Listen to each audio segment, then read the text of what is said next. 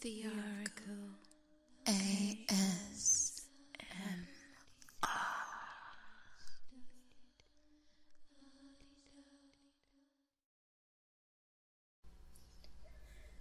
Welcome. This is the Oracle, and you're listening to an ASMR reading of Lewis Carroll's Alice in Wonderland, Chapter 10. Who stole the tarts? The King and Queen of Hearts were seated on their throne when they arrived, with a great crowd assembled about them, all sorts of birds and beasts, as well as a whole pack of cards. The knave was standing before them in chains, with a soldier on each side to guard him, and near the king was the White Rabbit, with a trumpet in one hand and a scroll of parchment in the other. In the very middle of the court was a table with a large dish of tarts upon it. They looked so good that it made Alice quite hungry to look at them. I wish to get the trial done, she thought, and hand-roll the refreshments, but there seemed to be no chance of this, so she began looking at everything about her to pass the time.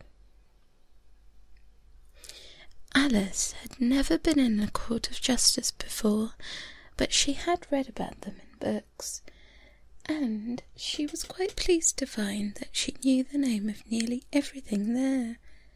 "That's the judge," she said to herself, because of his great wig. The judge, by the way, was the king, and as he wore his crown over the wig, he did not look at all comfortable, and it was clearly not becoming. "And that's the jury box," thought Alice. "And those 12 creatures." She was obliged to say creatures, you see, because some of them were animals, and some were birds. "I suppose they're the jurors," she said the last word 2 or 3 times over to herself, being rather proud of it, for she thought, and rightly too, that there were very few little girls of her age knew the meaning of it all. However, jurymen would have done just as well. The 12 jurors were all writing very busily on slates. "What are they doing?" Alice whispered to the Griffin. "They can't have anything to put down yet before the trial's begun." "They're putting down their names," the Griffin whispered in reply, "for fear they should forget them before the end of the trial." "Stupid things," Alice began in a loud, indignant voice, but she stopped hastily, for the White Rabbit cried out, "Silence in the court!" and the king put on his spectacles and looked anxiously around to make out who was talking.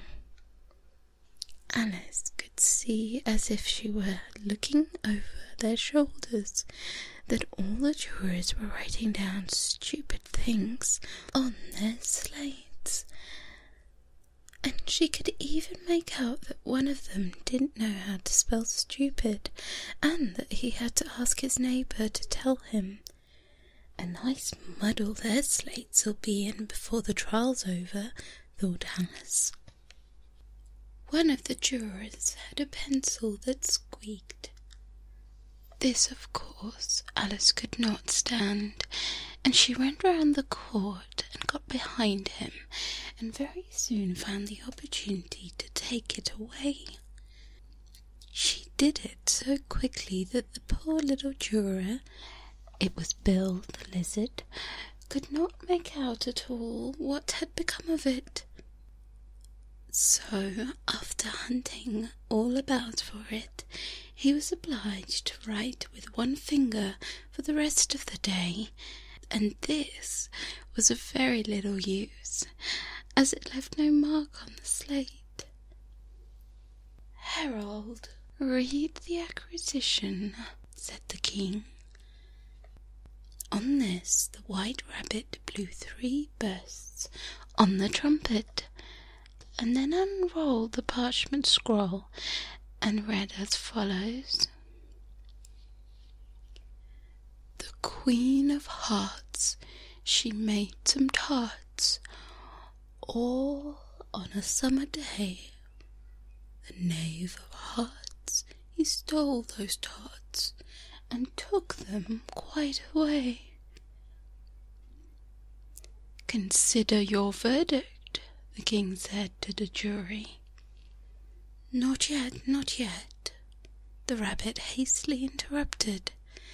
"There's a great deal to come before that." "Call the first witness," said the king, and the White Rabbit blew 3 blasts on the trumpet and called out, "First witness." The first witness was the Hatter. He came in with a teacup in one hand and a piece of bread and butter in the other. "I beg your pardon, your Majesty," he began, "for bringing these in, but I hadn't quite finished my tea when I was sent for." "You ought to have finished," said the king. "When did you begin?" The Hatter looked at the March Hare, who'd followed him into the court, arm in arm with the Dormouse. 14th of March, I think it was," he said. 15th, said the March Hare.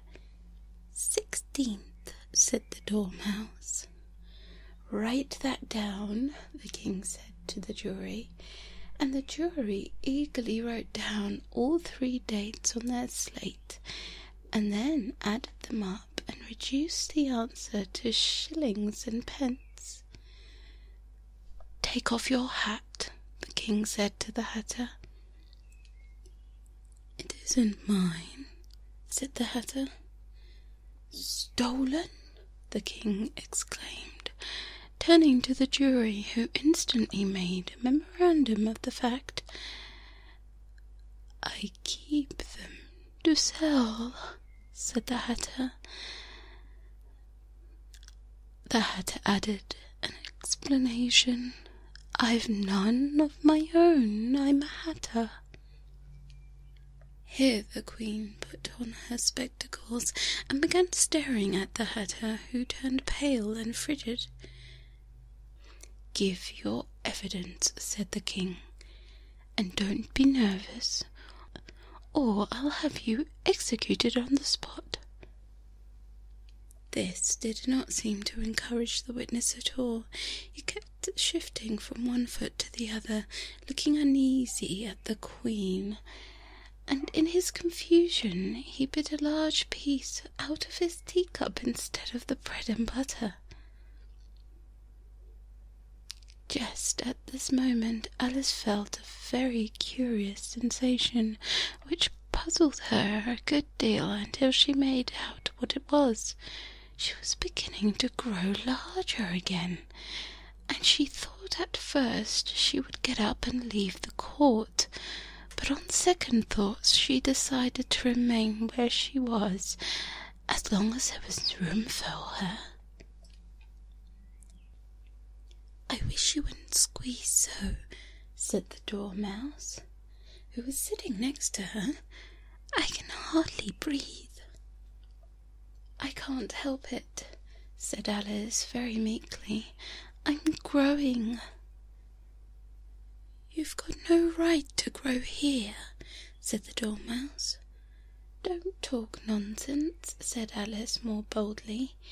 "You know you're growing too." "Yes, but I grow at a reasonable pace," said the Dormouse.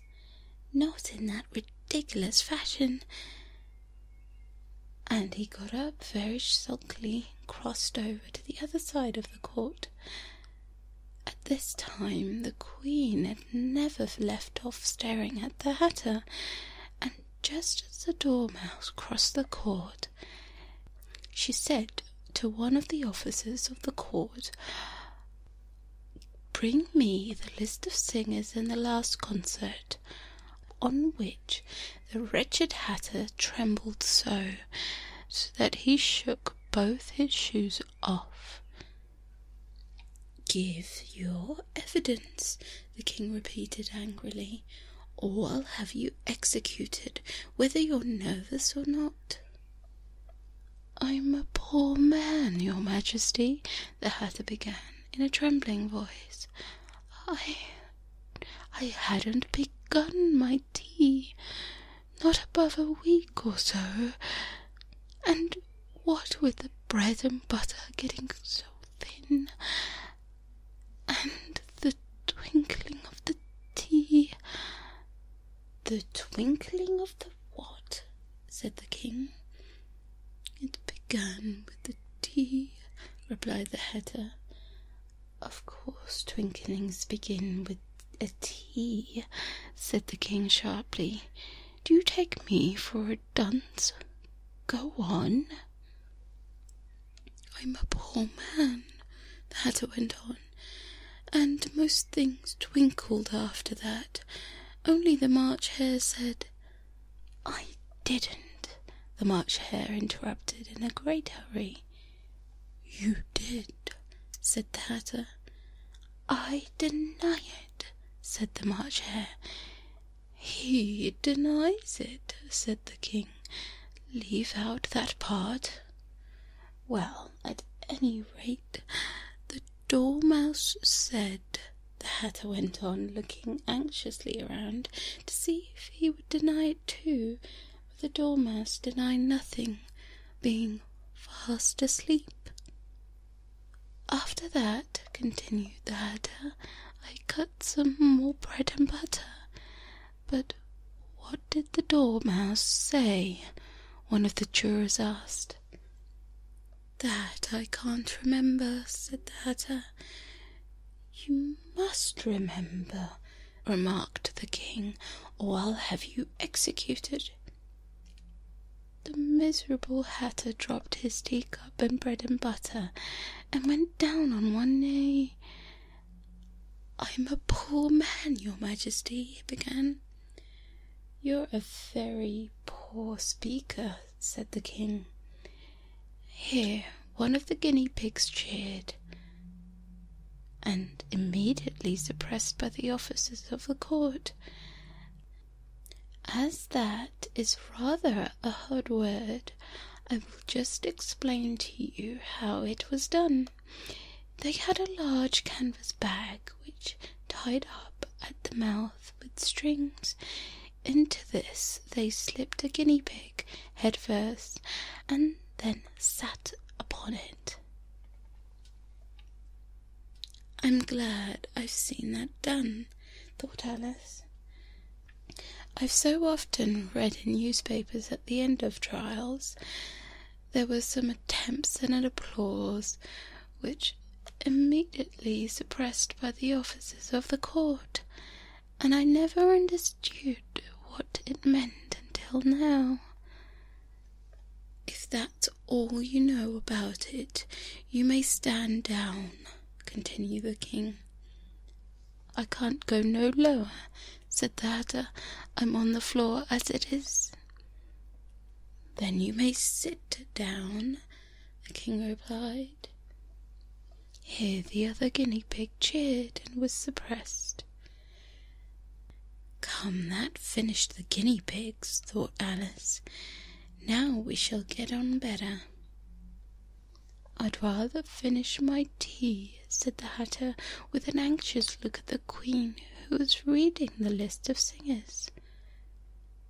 "You may go," said the king, and the Hatter hurriedly left the court without even waiting to put his shoes on. "And just take his head off outside," the Queen added to one of the officers, but the Hatter was out of sight before the officer could get to the door. "Call the next witness," said the king. The next witness was the Duchess's cook. She carried the pepper box in her hand, and Alice guessed who it was even before she got to the court, by the way the people near the door began sneezing all at once.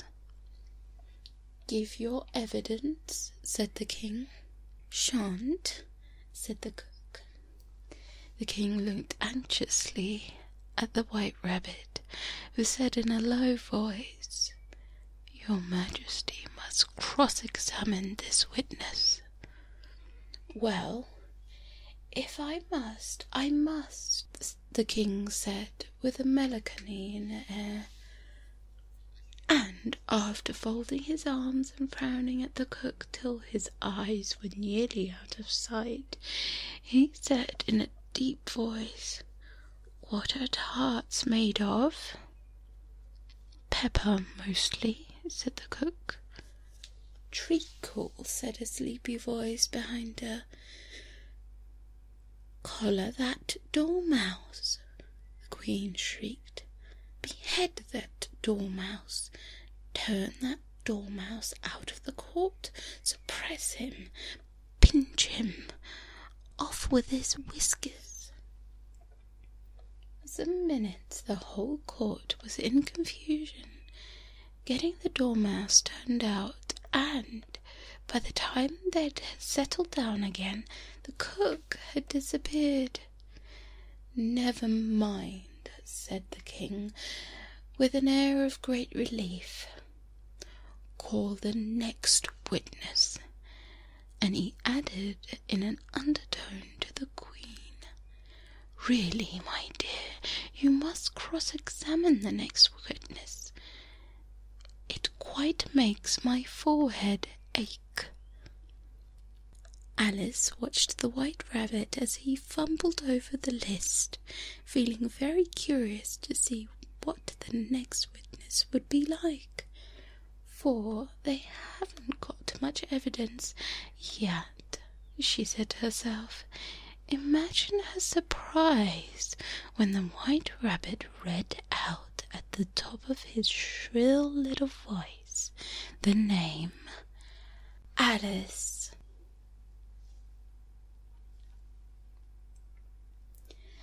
And that concludes chapter 11 of Alice in Wonderland. We have one more chapter left before we wrap up this wonderful story. Please let me know what you think in the comments. Don't forget to like and make sure that you're subscribed and have selected the notification icon so you don't miss out. Thanks very much, and